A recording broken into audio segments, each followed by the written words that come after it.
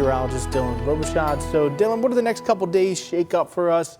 And will we have a white Christmas? We will not have a white Christmas this year. What about a white Boxing Day? White Boxing Day. The day after Christmas. The day after Christmas. Possibly. Okay. Everyone's favorite. Probably more icy than white. You know, there's so many songs about I'm dreaming of a white Boxing Day. Let's kick you off right now with a look at your Trivia Tuesday question. And so this week we're asking, what was the largest snowstorm that we've ever had on Christmas Day in Baltimore? And you can see here, A, 9.3 inches, and then option B, 46.6, option D, 26.2.